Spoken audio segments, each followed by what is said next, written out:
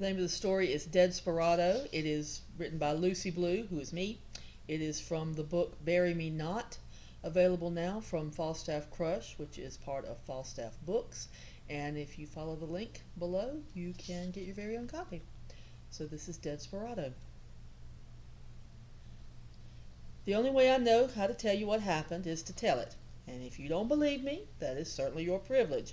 I'm not sure I would either. It was October 31st, 1881, in the late afternoon, and I was sitting at the bar of the Hellfire Saloon in Hearts Remorse, New Mexico, just as I had promised the sheriff I would be. The place was pretty well deserted, and I was playing solitaire and chatting with Hector, the bartender, when the dreaded outlaw, Elbert Cade, came in.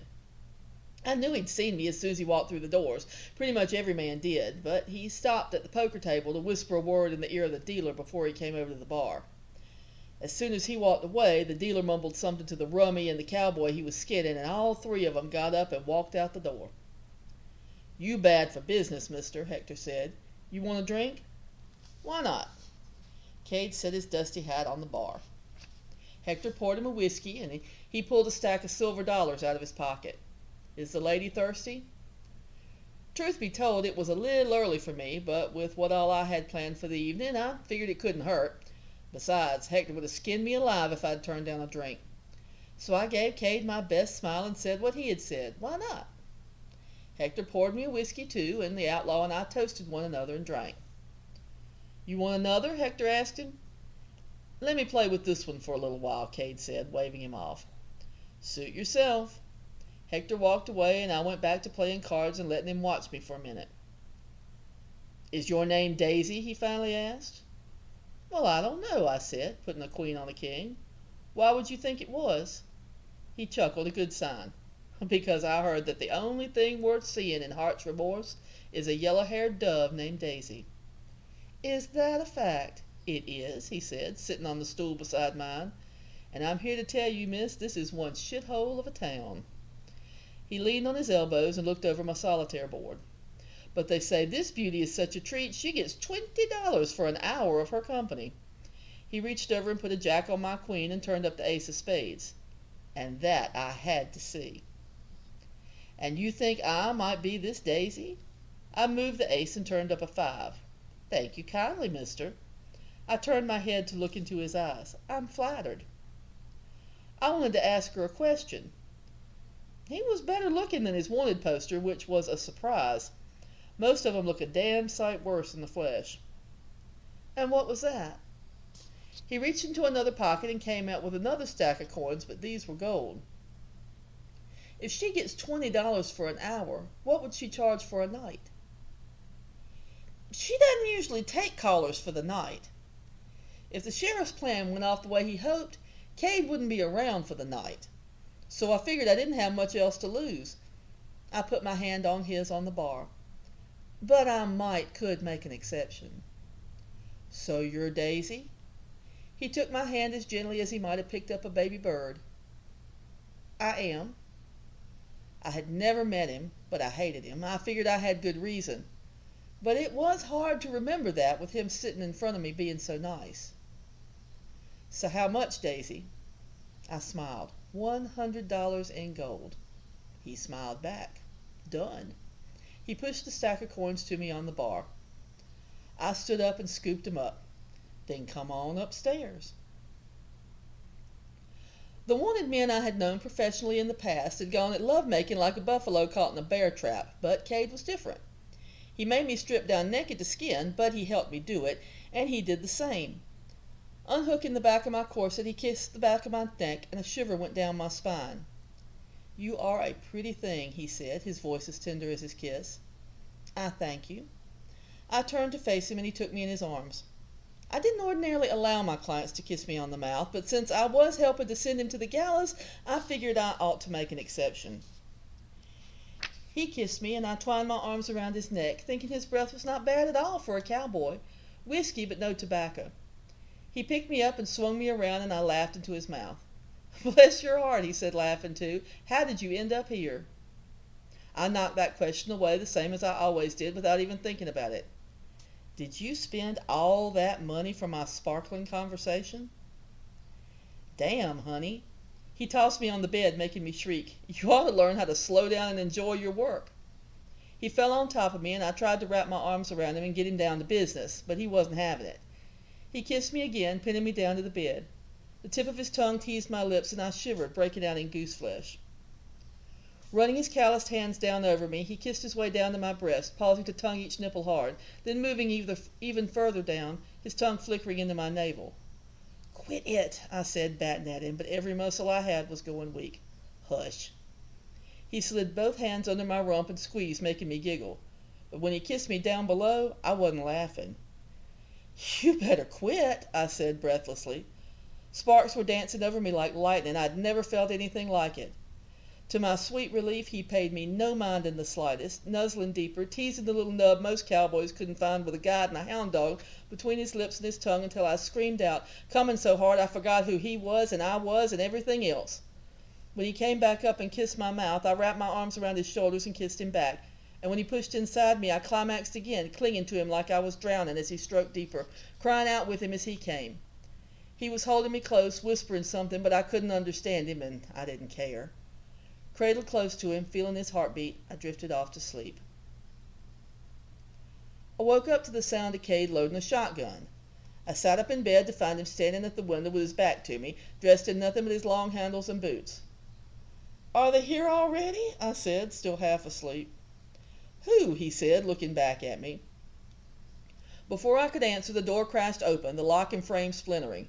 Some nasty, moaning, dead-looking thing that looked like Deputy Coy Carter with his guts spilled out ripped the remains from the hinges and flung it toward me, making me duck under the covers. It bounced off the footboard, and I slid out of the bed on the far side from the door, wrapping the sheets around me. Cade fired the shotgun, blowing another hole in the thing from the back, big enough I could see the outlaw through it, but the dead thing barely staggered. It reeled around like a drunk to face Cade, waving its pistol over its head like a club. Cade shot again, aiming for the head this time, and brains exploded in every direction, including all over me. I screamed, and the now headless thing lurched forward. Cade never batted an eyelash, just started reloading his shotty. But the thing couldn't live without its head, apparently. After a couple more staggering steps in Cade's direction, it fell flat to the floor with a sickening splat.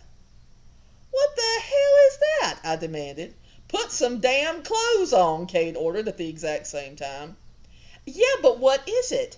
I crept out from behind the bed. "How the hell should I know?" He kicked the body over and looked down at his badge. "Deputy somebody." "Carter," I said. "Coy Carter." I grabbed some clothes out of the wardrobe, my plainest dress and boots, and dove behind the bed again to retrieve my good corset. "But what the hell happened to him?" "I couldn't tell you, honey." He kicked off his boots and pulled on his pants, then grabbed my hand while I was still hooking up my corset. "But it seems to have happened to most of the town." "Wait," I said, half hopping, half falling as he dragged me toward the door. "What are you talking about?" "Look." He grabbed my face and turned it toward the window. Down in the street, it looked like a cross between a drunken riot and a lynch mob. People who still looked healthy were screaming and fleeing in every direction as walking corpses like Carter lurched and crawled after them. "Holy Mary, Mother of Christ," I said. "Any help she can offer would be most appreciated," Cade said, putting on his boots. "Cade!" One of the dead things had climbed up the steps to the balcony and was staggering towards the window. "Get back!" He raised the shotgun and blew the thing's head off. Only as it was falling did I recognize Doc Hastings. "Oh, my God," I said, trying not to be sick. "Friend of yours?" Cade said, grabbing my hand again. "Come on." We crept half-crouching down the hall to the gallery that overlooked the saloon. "I don't remember telling you my name," he said, like we were having a casual stroll among the buttercups. "Like you didn't know I knew exactly who you were." One of the other girls, Sadie, came out of her room looking terrified, and I motioned for her to fall in behind us. "Swaggering in here like you own the place, scaring everybody else out." She crouched just behind me and reached for my other hand. I let her take it for barely a second, squeezed, and then let her go. I had the feeling I might need it. "Fair enough." Cade let go of my other hand and drew the six-gun from his belt. "But when you woke up, you asked me if they were here." The saloon still looked deserted, but I caught a scurry of movement behind the bar. I nudged Cade, and he turned the pistol that way. But it was just Hector, hiding. Cade nodded to him, and he crossed himself. "Who were you expecting?" "The sheriff," I said. "I was supposed to keep you busy until he and his posse showed up." Mr. Lindstrom from the general store came crashing through the saloon doors. "Help!" he screamed. "Somebody help us!" A monster in a big hat and a long coat with a silver badge I'd have known from half a mile away lurched in behind him and grabbed him. Before Cade could raise the pistol, the thing had bitten Lindstrom on the neck, tearing his head half off. Sadie screamed, and Cade fired, and the monster fell back twitching as Lindstrom fell forward. Cade went down the stairs still firing, unloading his pistol dead into the monster's face, but it was still moving, still moaning, still reaching out for him. "Cade," it growled, its lips barely hanging from its bloody skull. Only when Cade raised the shotgun and blew its head off did it fall. "That sheriff?" he said, emptying the shells. "Yes, sir," I said. "That would be the one." "Sorry, honey," he said, reloading. "He ain't coming." He snapped the barrels back into place. Lindstrom was moaning, trying to roll over on his back. "Mr. Lindstrom," Sadie said, running down the stairs to him. "Sadie, wait," I said, running after her. "I don't think you should touch him." Just as she reached him, Lindstrom lurched up and bit her too.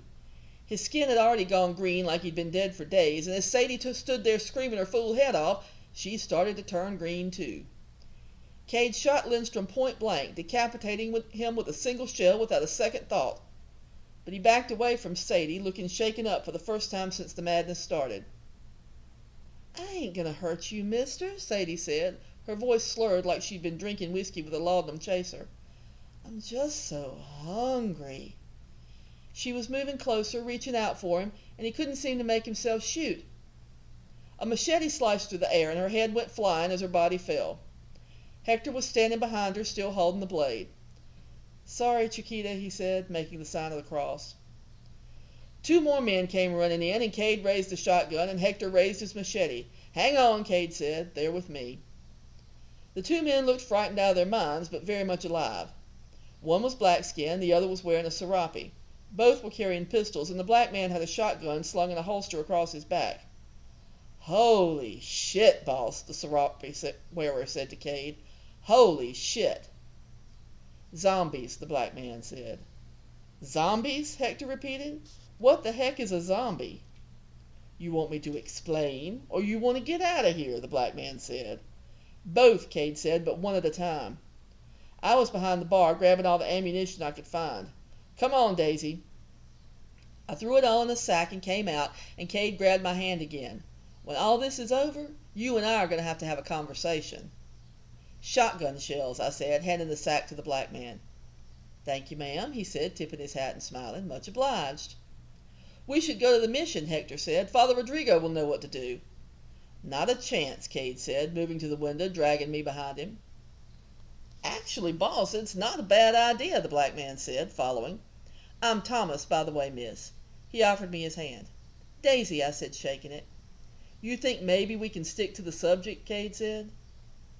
"A priest has a better chance of turning these things away than anything else," Thomas said. "Plus, whoever raised them probably stole some kind of holy relic to do it. We're going to run out of shells eventually." Cade did not look happy. "Well, hell." He looked at me. "Can you shoot?" "I can," I said. "If I give you a gun, are you going to shoot me?" Thomas and the serape wearer both snickered. "I reckon not," I said, "for now." He took a second pistol from his belt, checked the bullets, and handed it to me.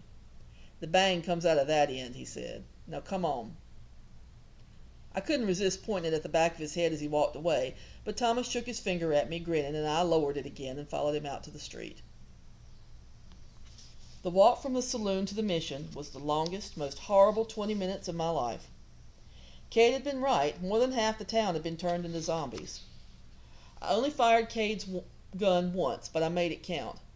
A little old lady in a little straw hat leaped out of the shadows of the millinery and onto Cade's back. I shot her right between the bobbing blossoms on her hat and knocked her to the ground, and Cade was able to wheel around and blow her whizzing little head off with the shotty. "Thank you kindly, Daisy," he said, tipping his hat. Father Rodrigo was standing in the gateway of the mission with an aspergillum of holy water in one hand and a sawed-off shotgun in the other. He saw us when we reached the far side of the street and yelled, "Run, my children, I'll cover you!"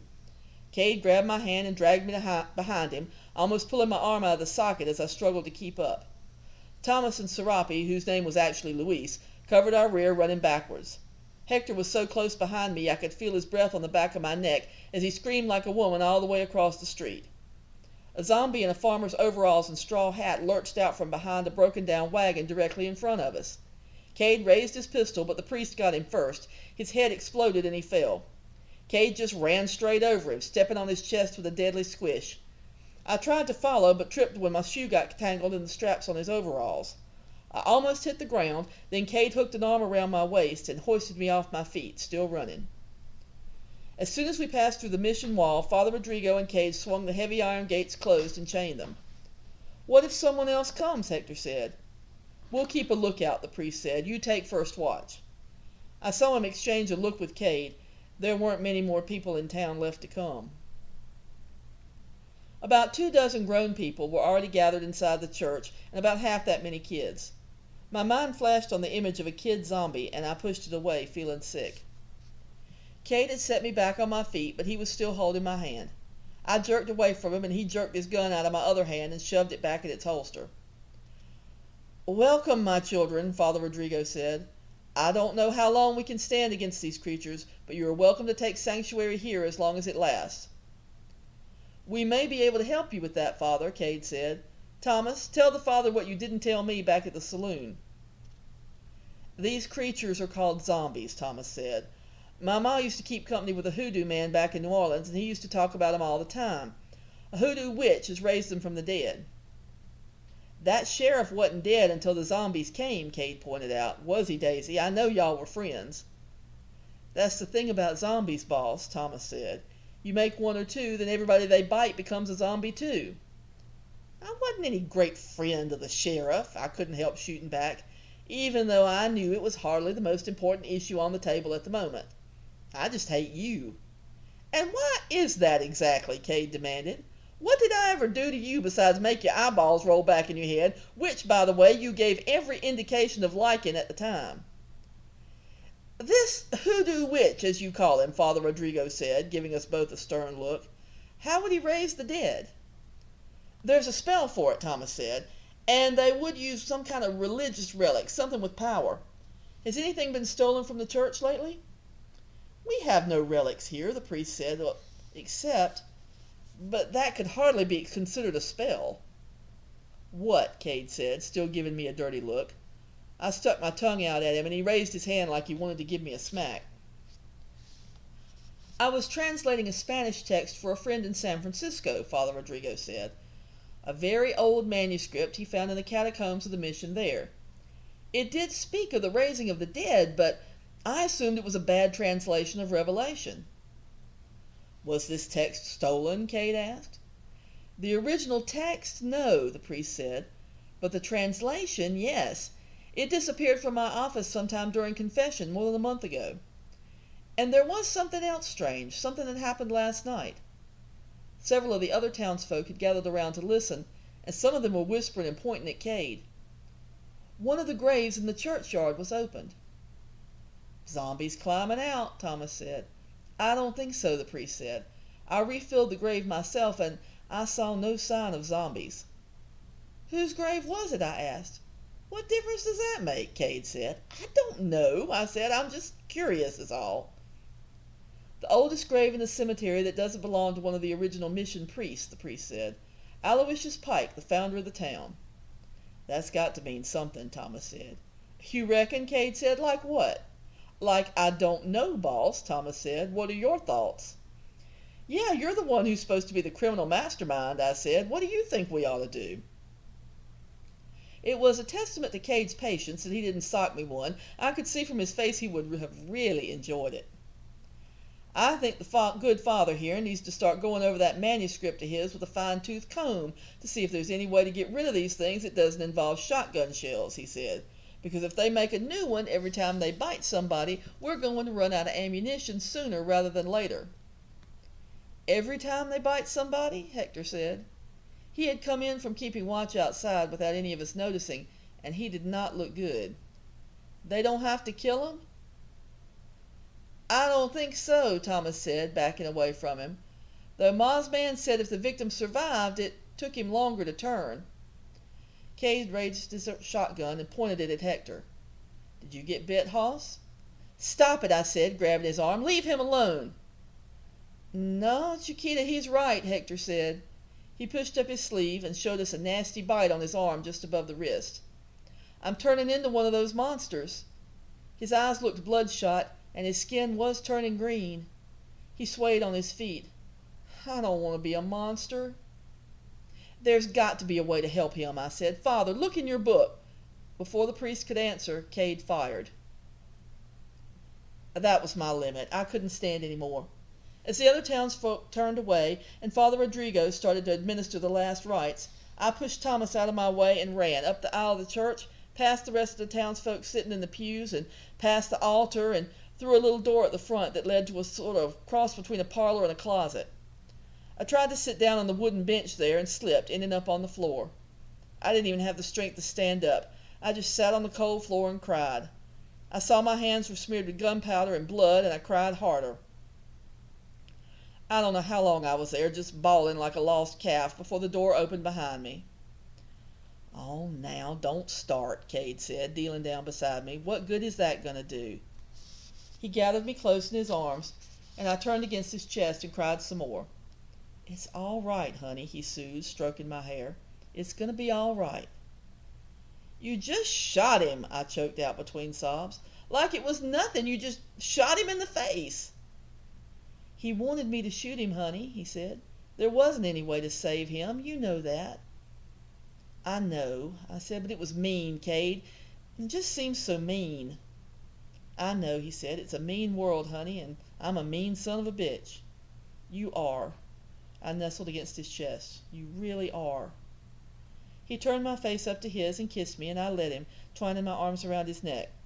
Everything was so mixed up, and it looked like we were all going to die anyway, and kissing him seemed like the only safe thing to do, even in the broom closet of the Catholic mission with zombies at the gates. "You know," he said, sitting back and shifting me into his lap, "I figure I only got about $20 worth before the zombies attacked us, and I paid for the whole night." "You bastard!" I slapped at his shoulders and slapped him in the head, struggling to my feet. "You want a refund?" I reached down the front of my bodice and pulled out my purse. "Here!" I started throwing gold at him. "Take it all." "You brought your money sack?" He was laughing so hard he was falling over. "You barely got your shoes on, but you brought your money sack?" "Oh, to hell with you," I said, the only remark that seemed appropriate at the moment. "Daisy, you are one hell of a woman," he said. "Tell me the truth. What did I do to cross you up so bad you wanted to see me hang?" "You don't care," I said. "I do, truly," he said. "I have to know." "You murdered my fiancé." To his credit, this seemed to set him back a bit. He stopped smiling. "He was going to marry me and take me away from here, and you killed him." He got up from the floor. "And when was this?" "3 months ago," I said. The wind had apparently kicked up outside. The church bells were clanging together above our heads, a weird tinkling sound that wasn't quite ringing. He was a cowboy in Heart's Remorse on a cattle drive, and he stopped in at the Hellfire, but he didn't have any money. He came in to see me every day, though, just to look at me." "Oh, good Lord," he said, shaking his head. "He fell in love with me," I said, "and I fell in love with him, and he asked me to marry him, and I said yes." "And you gave him one for free." "That's none of your damn business," I said, blushing. "Then you and your gang robbed a train, and John volunteered for the posse so he could get part of the reward so we could get married." "Uh-huh." "And you shot him, you wicked bastard," I said. "The sheriff told me you shot him yourself." "That sheriff had miracle specs then," he said. "I remember that posse. They boxed us up in a canyon for 3 days, picking us off from above. When we finally shot our way out, I couldn't tell you how many I shot and how many shot at me, and unless he was smarter than he looked, your sheriff was the same." "But you did shoot some people," I pointed out. "Well, yes, Daisy, I did, because they were shooting at me," he said. "And if one of them was your John, I am truly sorry, I am." "But, honey, that cowboy wasn't ever going to marry you. You do know that, right? You're a smart girl." You don't know that, I said. Why would you say that? Never mind that every other girl at the Hellfire had said the same thing, and Hector too. That proposal scam is older than rustling, he said. Every cowboy who ever lived has used it at one time or another. Like as not, if John had killed me instead of me killing him, he would have taken his share of the reward and made tracks for Montana.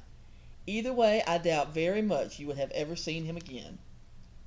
You son of a bitch. I grabbed his pistol from his belt and pointed it at him. I don't care how many zombies there are outside, I'm shooting you myself. Hang on. The ringing of the bells had gotten steadily louder as we argued, a crazy disjointed clanging. Now when we stopped talking, I could hear heavy footsteps from above, dragging and stomping. Oh, shit, Cade said. They're coming down from the belfry. He grabbed my arm. Come on. The others had already barricaded the doors to the belfry. You should see 'em out there, boss, Louise said, like spiders climbing up the walls. Lovely, Cade said. How are we on ammunition? Not good, his lieutenant said. But Father Rodrigo thinks he found something, Thomas said. In his office, where the translation was stolen, he found a lady's black lace handkerchief. So the witch is probably a woman.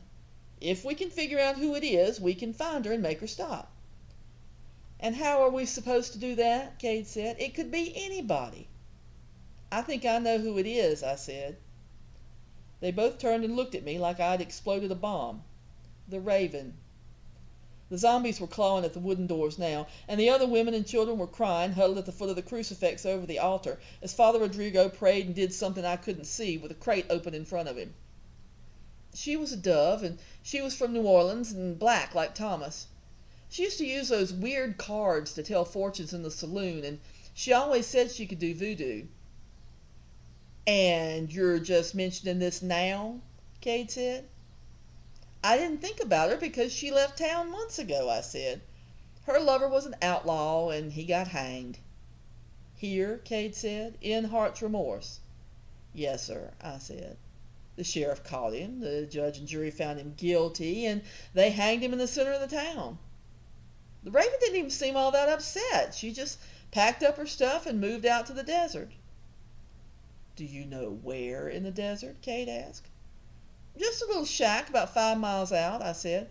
We used to ride out and take her food and stuff. All right. Give me all your shells, Cade said to his men. The hell you say, Thomas said. No, it's all right, Father Rodrigo said. He was now holding a homemade bomb in each hand. Who has a match? Luis pulled matches out of his pocket and ran with him to the doors. On 3, Father. At the count of 3, Luis threw open the door, and the priest threw both bombs. We had just enough time to see the flash and hear the screams of burning zombies before Luis slammed the door shut again. We can hold them for a little while, I think, Father Rodrigo said. There are horses in the stable unless they got to them before they climbed the tower. Come on, Daisy, Cade said, taking the shells Thomas and Luis were handing him. Let's go pay a call on your friend. At the stable, we got the first stroke of luck we'd had all night. The horses were untouched. I thought they might be, Cade said, grabbing a saddle. There were 3 horses, all of which looked to be in pretty good shape. I saw horses and dogs on the street, and the zombies didn't seem to be paying them no mind. You were looking at horses and dogs, I said, getting a saddle of my own. All I noticed were the zombies. You don't survive as a bad man very long if you don't pay attention to the details.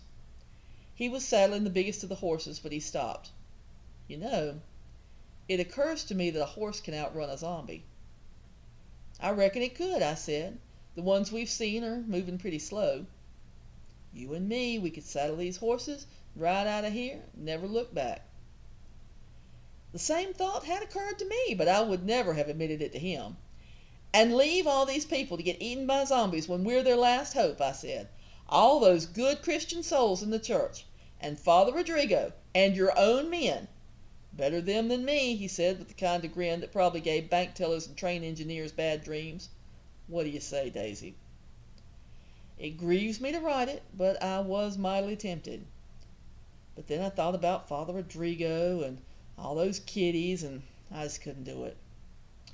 You go on if that's what you want to do, I said, going back to saddling my horse.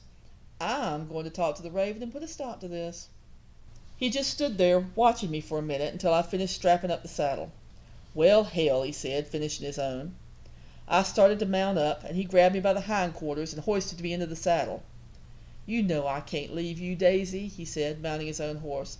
"Not when you've been so sweet." "That's good, Cade," I said, pulling my horse around. "I was planning to jump on your back and hold on like a monkey if you tried." I heard him laughing behind me as we rode out.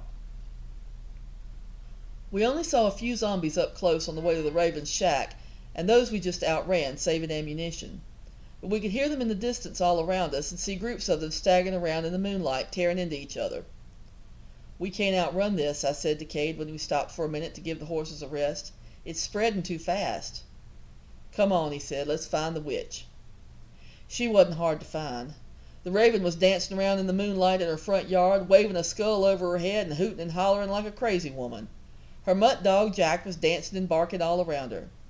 "Well, looky who it is," she said as we rode up. "Little Daisy, the yellow-haired whore of heart's remorse, and some poor cowboy she's hooked up to help her.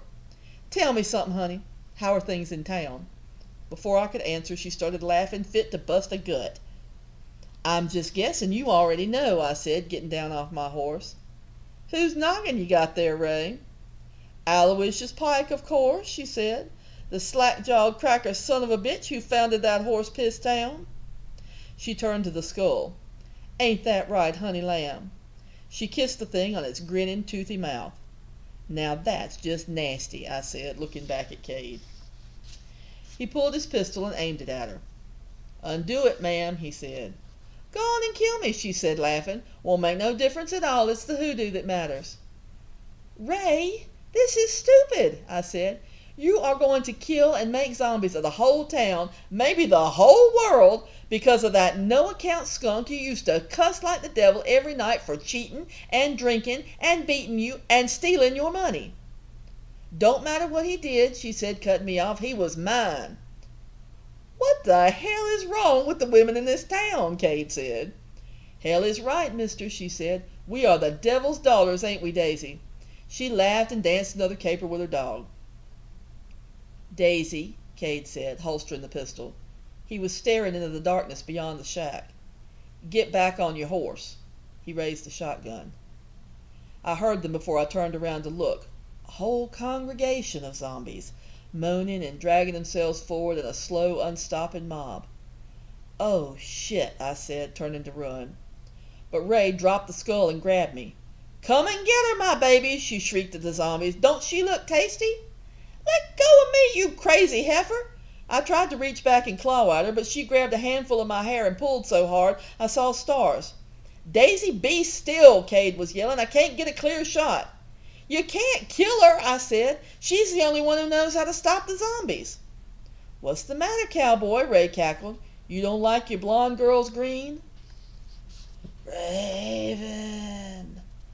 The leader of the zombies had spoken, and I almost wet myself. The only one I had heard actually say a word was the sheriff, and somehow this one was even worse. He was the rottenest one I had seen yet. Most of his face was gone down to the bone. But he still sort of had his eyes, and swollen in their sockets, but they were still blue. The others were moving around him, still heading for us, but he had stopped. "Luke?" The Raven wasn't laughing now. She sounded like a greenhorn girl at her first dance. "Baby, is that you?" "Oh, hell fire," I said, realizing. This zombie was Raven's lost love. He'd been mean as a damn snake when he was alive. What would he be like now? Cade had started firing on the other zombies, but the Raven and I were standing in his path to Luke. "Let her go, damn it!" he hollered, his horse rearing and shying from the racket, and the zombies headed for them. "Take her," the Raven said, shoving me toward Luke. He reached out for me, and I elbowed that bitch in the stomach just as hard as I could. She let go of me, and I ducked to my knees. Luke the zombie grabbed her instead of me and chomped down on her throat, and I grabbed the fallen skull. "Tell me how to break the spell," I screamed at the witch, but she was past listening to me. She fell to the ground with her dead lover as Jack the dog scrambled back from her, barking and whining. When they stood up, they were both zombies. "Daisy, get on the damned horse, or I swear to God I'll leave you," Cade yelled, still firing on the other zombies. He had my horse's reins wrapped around his wrist. Still holding the skull clutched against me, I sort of launched myself across the saddle like a sack of meal, and we took off across the desert, with Jack the dog keeping a good pace behind us. We were a mile away before we stopped, and I was able to climb up in the saddle. Jack sat back on his haunches and panted at us like he figured he'd be our dog now. "Are you all right?" Cade said, reaching over to touch my cheek. "Yeah, I reckon." I was looking at the skull, thinking I had gone a long way down a dark road if I was hanging our hopes on a thing like that. "What do you reckon we can do with this?" "Put it back in its grave," he suggested. For the first time I noticed he sounded as scared and shaken up as I felt. I looked up and he leaned down and kissed me. I almost dropped the skull kissing him back. "Here, give me that." He took it from me and shoved it in the deep pocket of his coat, then kissed me again. "Now you listen to me," he said, his face still barely an inch from mine. "The next time I tell you to get on the damned horse and come on, you get on the damned horse and come on. Next time." In spite of everything, I couldn't help but smile. "I promise." The others had held out pretty well while we were away, but Cade had to use up all but half a dozen of our shotgun shells, burning a path through the zombies surrounding the church to get us back inside, and Father Rodrigo was down to his last 2 bombs. "We've still got this," Luis said, holding up Hector's machete as Jack the dog went off to make friends with a couple of the kids. "Yeah," Cade said. "It didn't do the last fellow who had it much good, if you'll remember." "I can't believe you let the zombies kill the witch, boss," Thomas said. Cade had taken the skull out of his pocket and set it on the back of one of the pews, and his lieutenant was looking at it like it owed him money. "No offense to Miss Daisy, I'd hate to lose her too. But shouldn't you have saved the one who could stop all this instead?" "You think?" Cade said, a killing light coming into his eyes. "She wasn't ever going to help us, Thomas," I said. I didn't hold his opinion against him. In his place, I'd have thought the same thing. "She wanted to die with Luke." "Who's Luke?" Luis asked. "A zombie," Cade said. "The one who got hanged and got her all riled up in the first place." "Chicas están locas," Luis said. "That's what I said," Cade agreed. "So what are we supposed to do now?" Thomas said. "What good is the skull without the witch?" "How you coming on that translation, Padre?" Cade asked the priest. "I'm trying, but I'm a priest, not a warlock," Father Rodrigo said. "I don't see anything magical about this text. Nothing like instructions for raising the dead. It's probably a single phrase that invokes some evil spirit, but I don't know what that would be or how to reverse it." "Cade had a suggestion," I said. "He said we should put the skull back in its grave where it belongs." "I wasn't serious, honey," Cade said. "I don't know a damn thing about zombies or hoodoo or magic." "Wait, that might work," the priest said. "If she used the desecration of Pike's body to complete the spell, if we rebury the skull with the rest of the skeleton and consecrate the grave, the spell should be broken." "As simple as that?" Thomas said. "Not so simple, my son," the priest said. "Pike's grave is in the churchyard, surrounded by zombies." "And we've got 6 shells and 2 bombs," Cade said, "and no choice but to try." "All right then," Thomas said. "Who's going?" After some fussing and feuding, we decided that Father Rodrigo had to go. Cade had to go with the shotgun, Luis had to go with the machete, and I had to go to help the priest. Thomas was going to stay behind to help the townsfolk make a last stand if what Cade called the plan that ain't no kind of plan at all didn't work. Cade put up a fuss about me going, and truth be told, Father Rodrigo wasn't all that excited to have a dove holding his Bible for him. But as I pointed out to both of them, better me in that boneyard than some innocent altar boy. "Besides," I told Cade, "if I get bit, I want you to shoot me quick like you did Hector. I don't want to turn into one of those things. And if I get bit in here with you already dead, there won't be anybody to shoot me." He took my hand and kissed it and put a pistol in it. "It's a deal," he said, "just so long as you promise me the same." I grabbed his collar and pulled him down to kiss him quick on the mouth. "I promise." Father Rodrigo figured the best approach to the graveyard would be through a narrow door in his study. He said it led straight out into the corner where Pike had originally been buried, the oldest part of the cemetery, where most of the graves would be the original priest who founded the mission.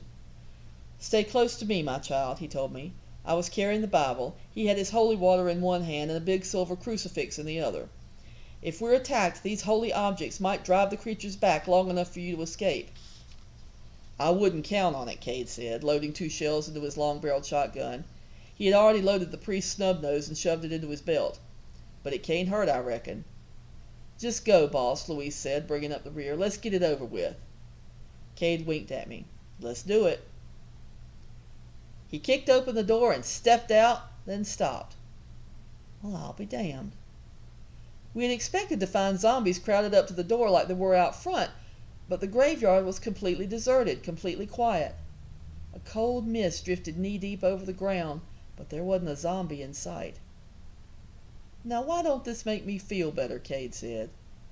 I knew what he meant. Look at the graves. I had expected us to find nothing but ragged holes and broken coffins, but except for the fresh dirt in front of Pike's big headstone, nothing seemed to have been disturbed. "This is hallowed ground," Father Rodrigo said. "Perhaps the evil spirits are afraid to come here." "That bell tower is blessed too, ain't it?" Louise said. "I shot an old lady tonight that I know must have been on a first-name basis with Jesus," Cade said. I knew which one he meant. I'd shot her too. I'm pretty sure these spirits ain't standing on ceremony. "They're still down there," Louise said, "just waiting."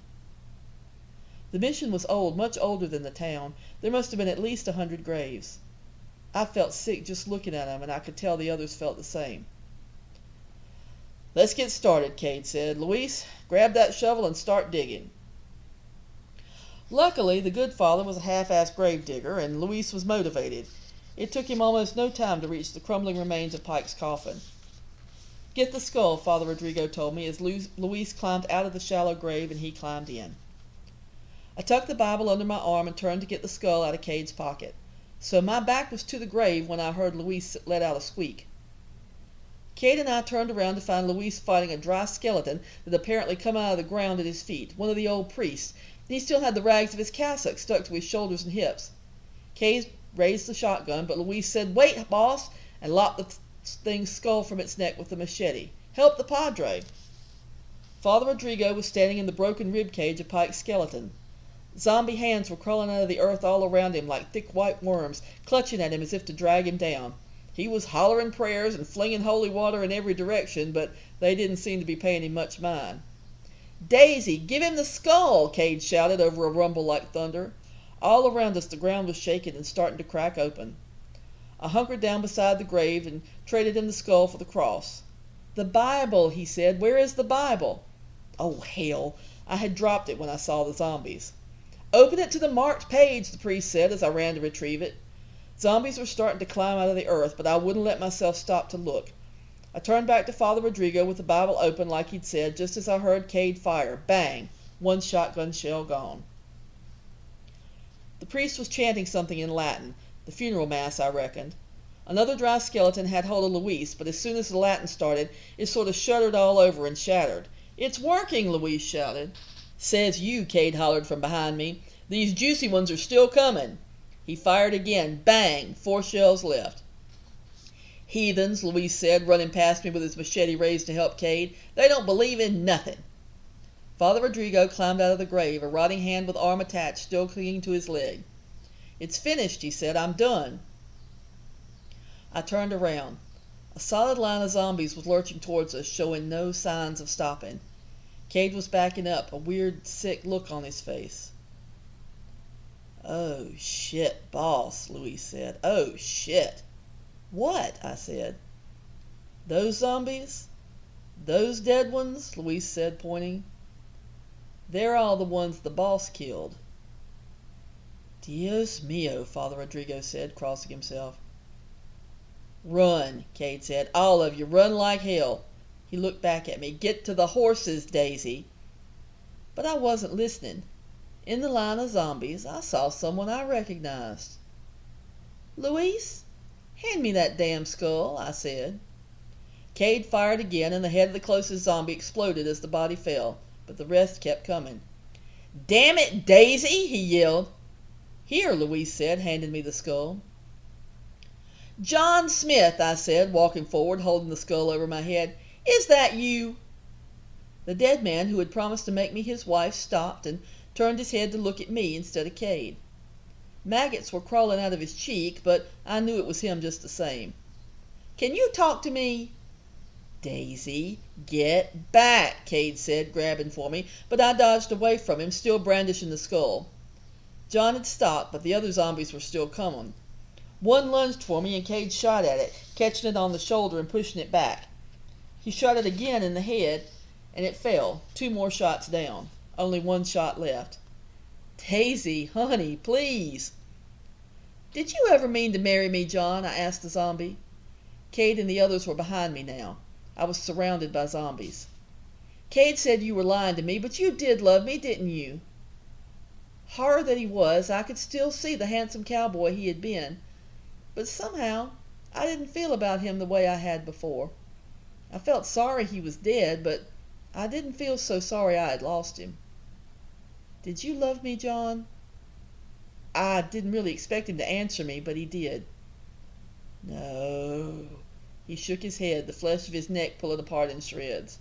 No. Oh, shit, Louise said from behind me. It's all right, John, I said. I forgive you. The skull in my hand felt warm all of a sudden. I turned back to Cade.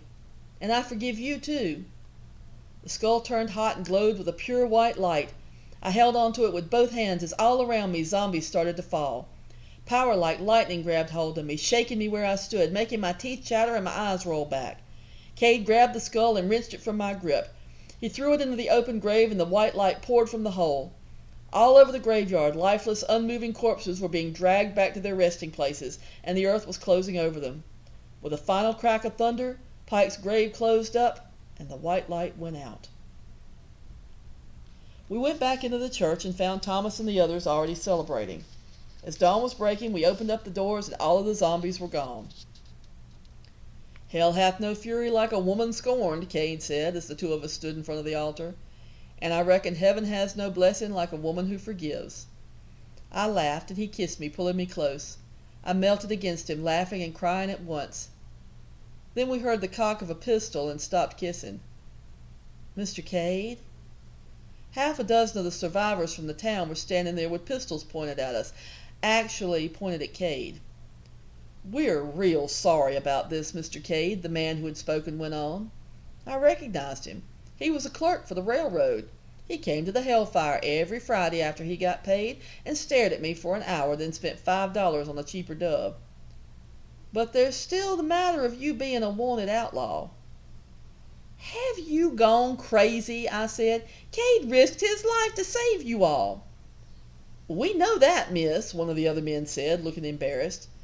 But he did kill all those other folks, and that $500 reward sure would go a long way towards helping us rebuild.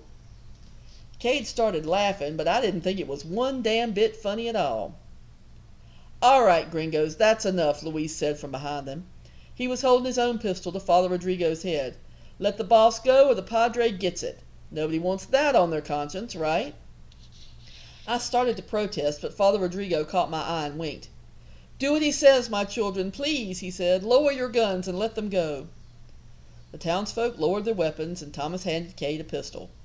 Come on, boss, let's go. He tipped his hat to me. Miss Daisy, it's been a pleasure. Cade started up the aisle, then stopped. You know, Daisy, you could always come with us. His smile made my heart skip a beat. I'm starting to get used to having you around. Since I was a girl, all I had wanted was to be a respectable married lady. But if this was how respectable people behaved, I figured I'd just as soon rob banks. Just try and leave without me, I said, running to his side.